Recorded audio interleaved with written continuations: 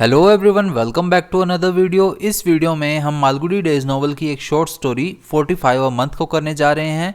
ये short story एक छोटी लड़की शांता के बारे में है जो कि सिनेमा देखना चाहती है और सिनेमा देखने के लिए अपने पिताजी से कहती है कि मुझे सिनेमा दिखाइए। तो उसके पिताजी उससे वायदा तो करते हैं लेकिन उस वायदे को पूरा नहीं कर पाते। तो उसी बारे में ये स्टोरी है। So Shanta could not stay in her class any longer. अब शांता से अपनी क्लास में ज्यादा देर अब रुका नहीं जा रहा था, यानी कि ये स्कूल का सीन है। She had done clay modelling, music, drill, a bit of alphabets and numbers and was now cutting coloured papers. अब शांता के बारे में है कि शांता ने क्ले मॉडलिंग कर ली थी, यानी कि मिट्टी के खिलौने वगैरह बना लिए थे। अपना म्यूजिक का वर्क कर लिया था, ड्रिलिंग कर ली थी, यानी कि फिजिकल एक्सरसाइज का जो रूटीन था वो कंप्लीट कर लिया था। उसके अलावा थोड़ी बहुत अल्फाबेट्स की और नंबर्स की प्रैक्टिस भी कर ली थी और अभी हाल फिलहाल वो कलर्ड पेपर्स को कट कर रही थी। She would have to cut till the bell rang and the teacher said now you may all go home और put away the scissors and take up your alphabets. Shanta was impatient to know the time. अब शांता को या बाकी सभी students को ये काम तब तक करना था, यानी कि ये कलर्ड पेपर्स जो है तब तक कट करने थे जब तक कि स्कूल की घंटी ना बज जाए या फिर टीचर ये ना कह दे कि अब तुम सभी अपने घर जा सकते हो या फिर इन कैंचियों को अब यहीं पर छोड़ दो और अपने अल्फाबेट्स उठा लो। Shanta was impatient to know the time. अब शांता को काफी क्यूरियोसिटी हो रही थी कि क्या टाइम हो गया है। She asked her friend sitting next to her, is it 5 now? तो उसने शांता ने अपने पास बैठी सहेली से पूछा कि क्या 5 बज गए हैं। मे बी शी रिप्लाइड, तो उसकी फ्रेंड ने कहा कि शायद। और इज इट 6? तो शांता ने पूछा कि या फिर 6 बज गए हैं। I don't think so, her friend replied, because night comes at 6। तो उसकी फ्रेंड रिप्लाई करती है कि मुझे ऐसा तो नहीं लगता क्योंकि 6 बजे तो रात हो जाती है। Do you think it is 5? तो शांता कहती है कि क्या तुम्हें लगता है फिर 5 बज गए हैं? यस। तो उसकी फ्रेंड रिप्लाई करती है कि हाँ 5 बज गया मुझे लग रहा है। Oh I must go. तो शांता कहती है अरे फिर मुझे जाना चाहिए। My father will be back at home now. मेरे पिताजी घर वापस आने वाले ही होंगे। He has asked me to be ready at 5। उन्होंने मुझे कहा था कि भाई 5 बजे तैयार रहना। He is taking me to the cinema this evening. आज मुझे मेरे पिताजी शाम को 5 बजे सिनेमा दिखाने ले जाने वाले हैं। I must go home. मुझे घर जाना चाहिए। She threw down her scissors and ran up to the teacher. Madam I must go home. तो वो अपनी कैंचियां वहीं रखती है क्योंकि कलर्ड पेपर काट रही थी, तो अपनी कैंची वहीं रखती है और फटाफट अपनी टीचर के पास भागकर जाती है और उनसे कहती है कि मैडम मुझे घर जाना है। Why Shanta why? तो उसकी टीचर पूछती है कि क्यों शांता तुम्हें घर क्यों जाना है? Because it is 5 o'clock now. तो शांता कहती है क्योंकि 5 बज गए हैं। Who told you it was 5? तो उसकी टीचर पूछती है कि तुमसे किसने कहा कि 5 बज गए हैं? तो शांता रिप्लाई करती है कमला। तो उसकी फ्रेंड जो उसके पास बैठी थी उसका नाम क्या है? कमला। तो शांता उसका नाम लेती है कि कमला ने मुझे कहा है। It is not 5 now. तो उसकी टीचर रिप्लाई करती है कि अभी 5 नहीं बजे हैं। It is, do you see the clock there? और फिर टीचर टाइम बताने लगती है कि अभी टाइम हुआ है और फिर उसे कहती है कि क्या तुम्हें वहां पर वो घड़ी दिखाई दे रही है? Tell me what the time is. उसे देखकर मुझे बताओ कि क्या टाइम हुआ है। I taught you to read the clock the other day. मैंने तुम्हें उस दिन घड़ी दिखाना सिखाया था ना। Shanta stood gazing at the clock in the hall, counted the figures laboriously and declared it is 9 o'clock। अब शांता वहां खड़ी होकर हॉल में घड़ी को देखे जा रही है, फिगर्स को काउंट कर रही है, काफी मेहनत मशक्कत से काउंट कर रही है और फिर डिक्लेयर करती है, यानी कि टाइम बताती है कि 9 बज गए हैं। The teacher called the other girls and said who will tell me the time from that clock. तो टीचर बाकी लड़कियों को वहां बुलाती है और उनसे कहती है कि कौन मुझे घड़ी में देखकर टाइम बताएगा। Several of them conquered with Shanta and said it was 9 o'clock till the teacher said you are seeing only the long hand, see the short one, where is it? अब कई स्टूडेंट्स ने, कई लड़कियों ने शांता की बात को एग्री करते हुए कहा कि घड़ी में 9 ही बजे हैं। तो ऐसा कहने पर टीचर ने उनसे कहा कि तुम सिर्फ लंबी वाली सुई को देख रही हो, छोटी सुई को भी देखो, वो कहाँ है? 2.5। तो रिप्लाई आता है कि 2.5 ढाई बजे हैं। So what is the time? तो टीचर पूछती है कि तो फिर टाइम क्या है? तो बाकी सभी रिप्लाई करते हैं 2.5 ढाई बज गए हैं। It is 2:45 understand? तो टीचर रिप्लाई करती है कि 2:45 हो चुके हैं, समझ आया तुम्हें? Now you may all go to your seats. और उसके बाद टीचर कहती है कि तुम सभी अपनी सीट्स पर चली जाओ। Shanta return to the teacher in about 10 minutes and asked is it 5 madam? Because I have to be ready at 5। अब शांता से बैठा नहीं जा रहा था, तो 10 मिनट ही मुश्किल से बीते थे। वो वापस अपने टीचर के पास आती है और उनसे पूछती है कि क्या अब 5 बज गए हैं, क्योंकि मुझे 5 बजे तक तैयार रहना है, otherwise my father will be very angry with me, नहीं तो मेरे पिताजी मुझसे बहुत ज्यादा गुस्सा हो जाएंगे। He asked me to return home early, उन्होंने मुझे कहा था कि घर जल्दी आ जाना। At what time? तो उसकी टीचर पूछती है कि कितने बजे आने का कहा है तुम्हें? नाउ, तो शांता रिप्लाई करती है अभी का। The teacher gave her permission to leave and Shanta picked up her books and dashed out of the the class with a cry of joy. और उसके बाद टीचर उसे परमिशन दे देती है कि तुम चली जाओ। फिर शांता अपनी बुक्स उठाती है और फटाफट खुशी के मारे क्लास से बाहर दौड़ती है। She rain home, through her books on the floor and shouted mother mother. उसके बाद वो घर पहुंच जाती है, अपना जो बुक्स का बैग है, बुक्स है, उसे फटाफट से जमीन पर ही फेंक देती है और जोर से चिल्लाती है माँ माँ। And mother came running from the next house where she had gone to chat with her friends. और उसकी माँ फटाफट पड़ोसियों के घर से दौड़ते हुए आती है क्योंकि उसकी माँ वहां पर अपनी फ्रेंड्स के साथ गपशप करने गई हुई थी। Mother asked why are you back so early. तो शांता की माँ उससे पूछती है कि तुम इतनी जल्दी क्यों आ गई हो। Has father come home. तो शांता पूछती है कि क्या पिताजी घर आ गए हैं क्या। She would not take her coffee और tiffin but insisted on being dressed first. अब शांता ने ना तो कॉफी ली ना ही टिफिन लिया। टिफिन यानी कि यहाँ पर स्मॉल मील के लिए बताया है, जो कि बहुत ही कम मात्रा का मील होता है। तो ना ही उसने अपनी कॉफी ली ना ही थोड़ा बहुत भोजन लिया, बट उसने इंसिस्ट किया, उसने इस बात पर जोर दिया कि मुझे पहले ड्रेस पहनाओ, मुझे पहले तैयार करो। She opened the trunk and insisted on wearing the thinnest frock and knickers while her mother wanted to dress her in a long skirt and thick coat for the evening. अब शांता ने अपना trunk open किया और जिद करने लग गई कि जो पतली सी फ्रॉक है और निकर्स हैं वो वही पहनेगी। और उसकी माँ उसे कह रही थी कि तुम्हें लॉन्ग स्कर्ट पहननी चाहिए और मोटा सा कोट पहनना चाहिए क्योंकि अब शाम का समय हो रहा है, शाम को ठंड होती है। Shanta picked out a gorgeous ribbon from a cardboard soap box in which she kept pencils, ribbons and chalk bits। उसके बाद शांता ने एक शानदार सा रिबन उठाया अपने कार्डबोर्ड सोप बॉक्स से, यानी कि गत्ते वाला जो साबुन का कोई डब्बा होता है, उसमें उसने वहां पर अपना सामान इकट्ठा करके रखा हुआ था। उसमें से शानदार सा रिबन निकाला और उसी कार्डबोर्ड सोप बॉक्स में, गत्ते के बॉक्स में, वहां पर वो अपनी पेंसिल्स, अपने रिबन्स और अपने चाक बिट्स यानी कि चौक के टुकड़े, रंगीन चौक या फिर नॉर्मल चौक्स जो है वो वहां पर रखती थी, अपने कलर्स वहां पर रखती थी। There was a heated argument between mother and daughter over the dress and finally mother had to give in. उसके बाद माँ और बेटी में काफी झड़प होती है, इस बारे में लड़ाई होती है ड्रेस के बारे में, और फाइनली उसकी माँ को मानना पड़ता है। Shanta put on her favourite pink frock, braided her hair and flaunted a green ribbon on her pigtail। Pigtail यानी कि सिंगल चोटी और ब्रेडेड यानी कि चोटी बनाना। तो शांता ने अपनी पिंक कलर की फ्रॉक पहनी, अपनी चोटी बनाई और अपनी सिंगल चोटी पर एक शानदार सा ग्रीन कलर का रिबन लगाया। ये ऑब्जर्वेशनल डिटेल्स ध्यान रखिए, पिंक कलर की फ्रॉक थी, ग्रीन कलर का रिबन था और सिंगल चोटी थी, पिगटेल थी। और फ्लॉन्टेड का यहाँ पर मीनिंग है कि कुछ इस तरह से दिखाना कि लोग आपको एडमायर करें। तो वो इस तरह से अपनी चोटी पर ग्रीन कलर का रिबन लगा रही थी ताकि उसकी माँ खुश होकर उसे एडमायर करे, उसकी प्रशंसा करे। She powdered her face and pressed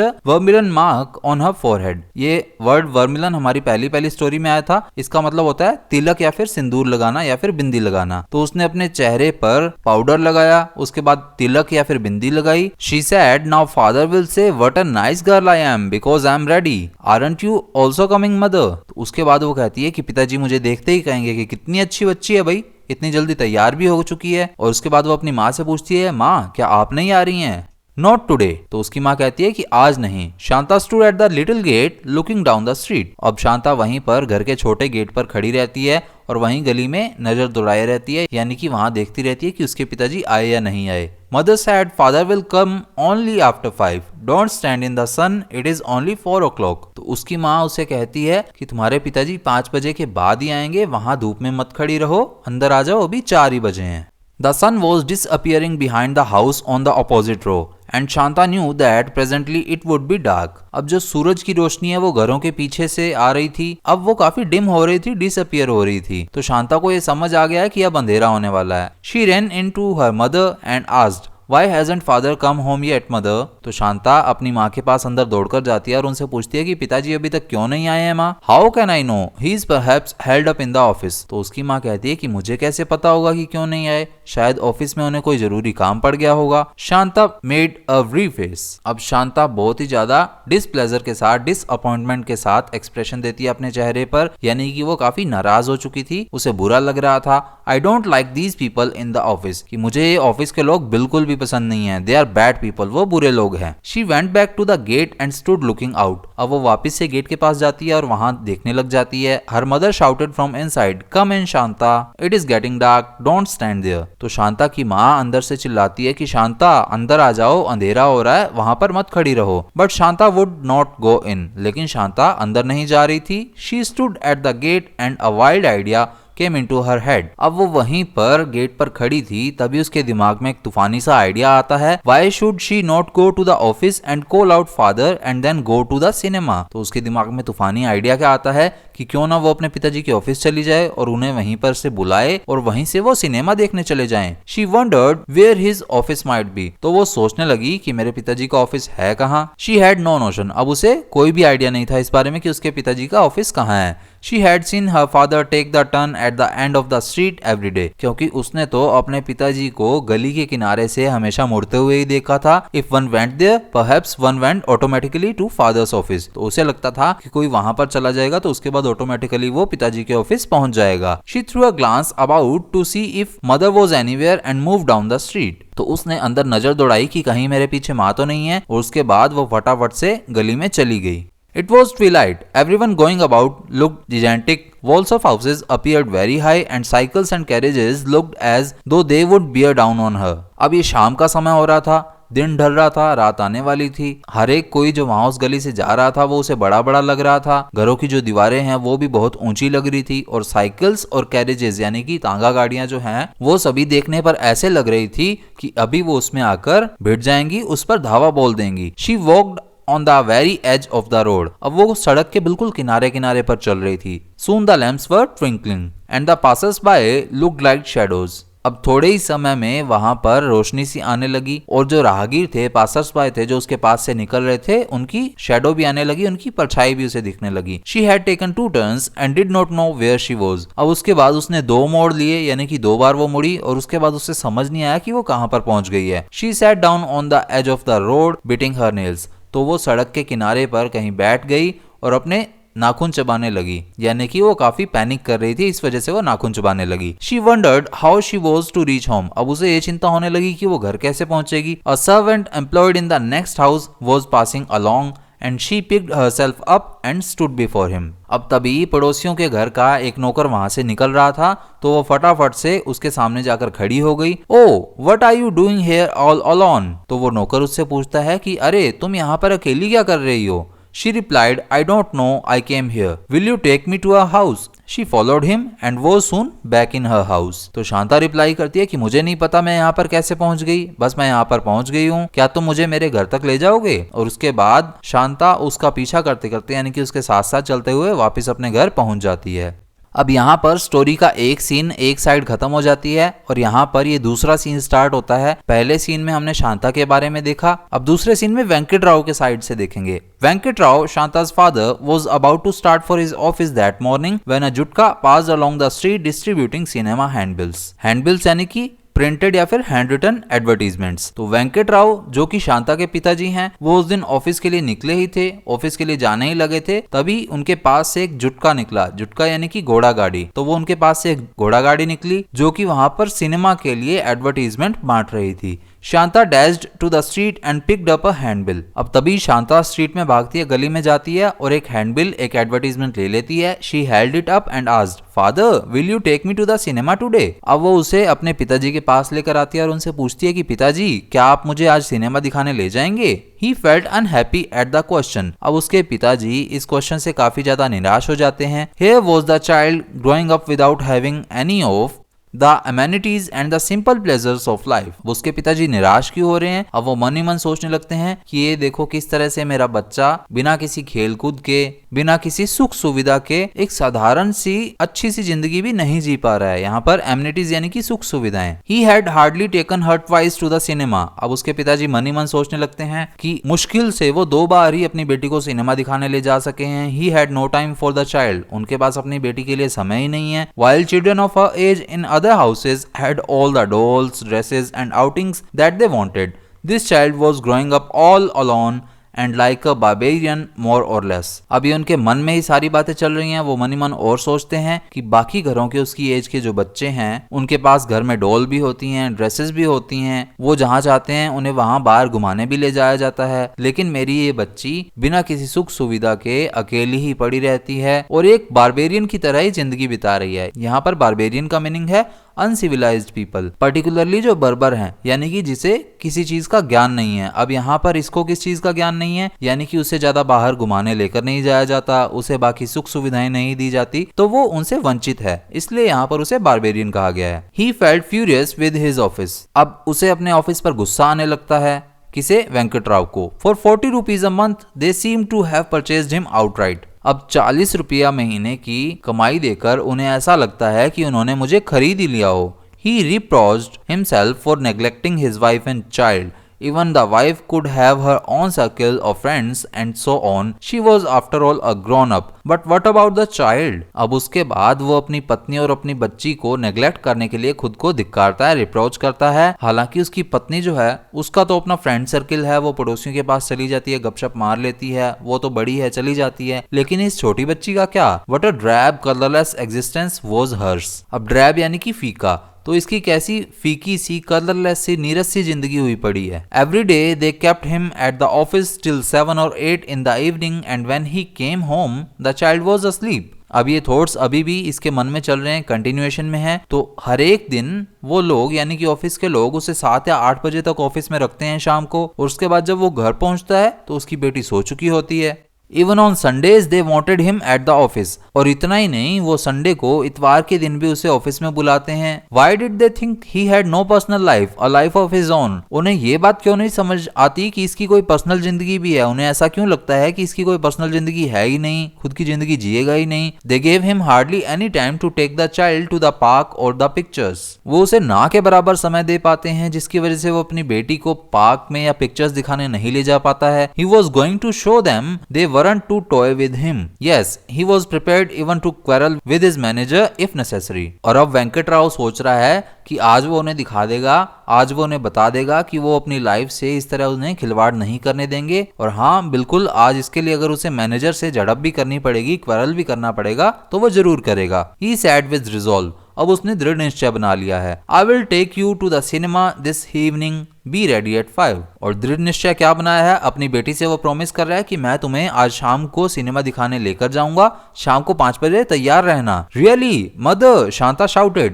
mother came out of the kitchen, तो वो जोर से चिल्लाती है, सच में? फिर वो अपनी माँ को पुकारती है शांता, और फिर माँ फटाफट से किचन से बाहर आती है। Father is taking me to a cinema in the evening, तो शांता अपनी माँ से कहती है कि पिताजी आज शाम को मुझे सिनेमा दिखाने लेकर जाएंगे। शांताज मदर स्माइल्ड सिनिकली, सिनिकली यानी कि मोक करते हुए, व्यंग्य करते हुए। तो शांता की माँ व्यंग्यात्मक हंसी हंसती है, मोक करते हुए हंसती है। Don't make false promises to the child, Venkat Rao glared at her. अब तभी शांता की माँ शांता के पिताजी से यानी कि वेंकट राव से कहती हैं कि बच्ची से झूठे वायदे मत करो, और वेंकट राव उसे घूरते हैं फिर। Don't talk nonsense, you think you are the only person who keep promises. तो शांता के पिताजी शांता की माँ से कहते हैं कि बकवास मत करो, क्या तुम्हें ये लगता है कि तुम ही प्रोमिसेस रख सकती हो? He told Shanta be ready at 5 and I will come and take you positively. If you are not ready I will be very angry with you. अब उसके बाद वेंकट राव शांता से कहते हैं कि 5 बजे तैयार रहना, मैं तुम्हें लेकर जाऊंगा वहां पर, पक्का लेकर जाऊंगा, और अगर तुम तैयार नहीं मिली तो मैं तुमसे बहुत ज्यादा गुस्सा हो जाऊंगा।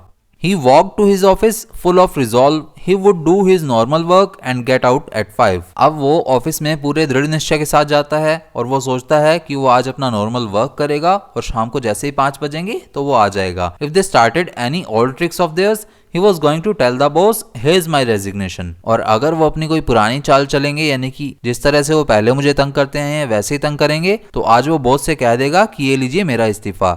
My child's happiness is more important to me than these horrible papers of yours. मेरी बच्ची की खुशियाँ तुम्हारे इन डरावने से पेपर से बहुत ज्यादा जरूरी हैं। All day the usual stream of papers flowed onto his table and off it. अब पूरा का पूरा दिन जो कागजों का ढेर है वो उसके टेबल पर आता रहा, जाता रहा। He scrutinized, signed and drafted. तो उसने उनको अच्छे से जांचा, उस पर साइन किए, और उसके बाद उसका ड्राफ्ट तैयार किया। He was corrected, admonished and insulted. और उसके बाद उसने जो ड्राफ्ट तैयार किया था उसे करेक्ट किया गया, फिर उसे डांट फटकार लगाई गई, उसकी बेइज्जती की गई। He had a break of only 5 minutes in the afternoon for his coffee. और दोपहर में भी उसे सिर्फ 5 मिनट ही मिले थे अपनी कॉफी पीने के लिए।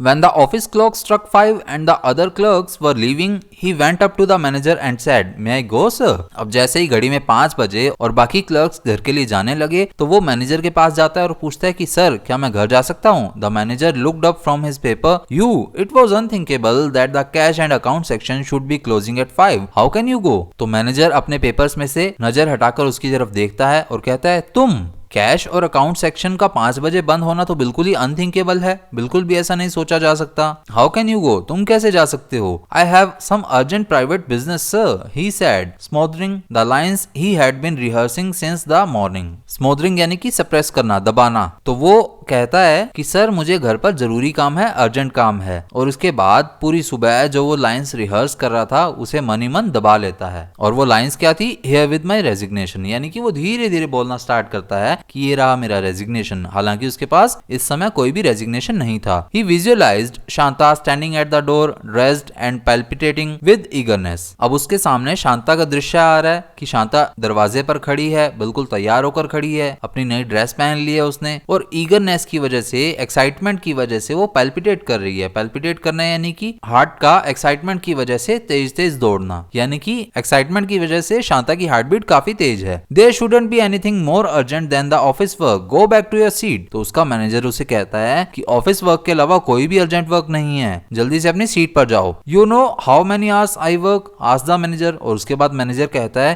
कि तुम्हें पता है मैं कितने घंटे काम करता हूँ? The manager came to the office 3 hours before opening time and stayed nearly 3 hours after closing, even on Sundays. अब उसके बाद मैनेजर के बारे में बताया जा रहा है कि मैनेजर जो है ऑफिस खुलने से 3 घंटे पहले आ जाता है और ऑफिस बंद होने के 3 घंटे बाद जाता है, चाहे वो संडे का ही दिन हो, इतवार का ही दिन हो। The clerks commented among themselves, और जो बाकी क्लर्क्स हैं वो भी उसके बारे में कटाक्ष करते हैं, उसका मजाक उड़ाते हैं। His wife must be weeping him whenever he is seen at home, that is why the old owl seems so fond of his office. और वो उसका मजाक क्या उड़ाते हैं कि शायद इसकी वाइफ जैसे ही इसे घर में देखती होगी तो इसे कोड़े मारने लग जाती होगी, इसीलिए ये बूढ़ा सा आदमी, बूढ़ा सा आउल अपने ऑफिस से इतना लगाव रखता है। Did you trace the source of that 10-8 difference, asked the manager. उसके बाद मैनेजर उससे पूछता है, वेंकटराव से पूछता है कि क्या तुमने 10-8 का डिफरेंस खोज लिया है? I shall have to examine 200 vouchers. I thought we might do it tomorrow. अब वेंकटराव कहता है कि इसके लिए तो मुझे 200 वाउचर्स जो हैं उन्हें एग्जामिन करना पड़ेगा, मैं सोच रहा था कि इसे कल कर लें। No no, this won't do, you must rectify it immediately. तो मैनेजर कहता है कि नहीं नहीं, ये सब नहीं चलेगा, तुम्हें इसे आज ही ढूंढना पड़ेगा, इस गलती को आज ही पकड़ना पड़ेगा। Venkatrao mumbled yes sir and slunk back to his seat. अब वेंकटराव धीरे से बोलता है और उसके बाद कहता है जी सर, और वो अपनी सीट पर वापस चला जाता है। The clock showed 5:30। अब घड़ी में 5:30 बज चुके थे। Now it mean 2 hours of excruciating search among vouchers. और इसका मतलब क्या था कि अभी उसे इन वाउचर्स को खोज कर ढूंढने में, इतनी कड़ी मशक्कत मेहनत करने में 2 घंटे और लगेंगे। एक्सक्रूशिएटिंग का मतलब है पेनफुल, यानी कि ये सर्च उसके लिए काफी पेनफुल होने वाली थी। All the rest of the office had gone. अब बाकी सारे ऑफिस के एम्प्लॉयज जा चुके थे। Only he and another clerk in his section were working and of course the manager was there. अब बाकी सभी ऑफिस के लोग जा चुके थे, सिर्फ वेंकटराव था, उसके साथ ही सेक्शन में काम करने वाला एक और क्लर्क था और ऑफ कोर्स मैनेजर भी वहीं पर था। Venkatrao was furious. अब वेंकटराव को काफी चिंता हो रही थी। His mind was made up, तो उसने अपना मन बना लिया था। He wasn't a slave who had sold himself for 40 rupees outright. वो इनका कोई गुलाम नहीं है कि 40 रुपए के लिए यहाँ पर सड़ता रहे।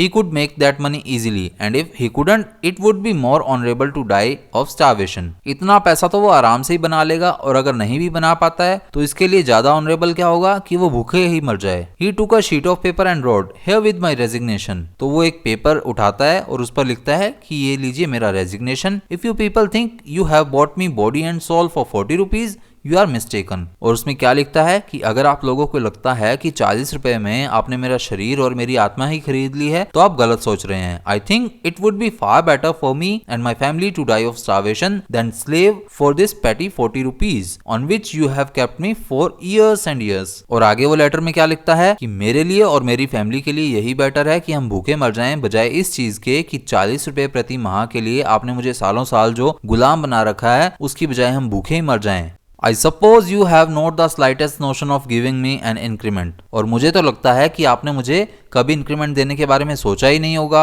You give yourselves heavy slices frequently and I don't see why you shouldn't think of us occasionally। कि आप लोग अपने आप को तो बड़े बड़े मोटे मोटे इंक्रीमेंट देते हैं, लेकिन आप हमारे बारे में कभी कभी भी क्यों ही नहीं सोचते। In any case it doesn't interest me now since this is my resignation. और खैर आखिरकार अब मुझे इन चीजों से कोई फर्क नहीं पड़ता, ये लीजिए मेरा रेजिग्नेशन, मेरा इस्तीफा। If I and my family perish of starvation may our ghosts come and haunt you all your life. और लेटर में वो ये भी लिखता है कि अगर मैं और मेरी फैमिली भूख के मारे मर जाएं, पेरिश यानी कि डेथ, कि भूख के मारे मर जाएं, तो हमारी जो भूत होंगे, हमारी जो आत्माएं होंगी, वो तुम्हें पूरी उम्र सताएंगी, पूरी जिंदगी सताएंगी। He folded the letter, put it in an envelope, sealed the flap and addressed it to the manager। उसके बाद उसने वो लेटर फोल्ड किया, उसे एक एनवलप में डाला, उसकी फ्लैप के ऊपर, उसके किनारे के ऊपर सील लगाई और उसके बाद उस पर लिख दिया मैनेजर के लिए। He left his seat and stood before the manager। उसके बाद वो अपनी सीट छोड़ता है, मैनेजर के पास चला जाता है। The manager mechanically received the letter and put it on his pad। तो उसके बाद मैनेजर उसका वो लेटर पकड़ लेता है और उसके बाद उस लेटर को वो पैड पर रख देता है।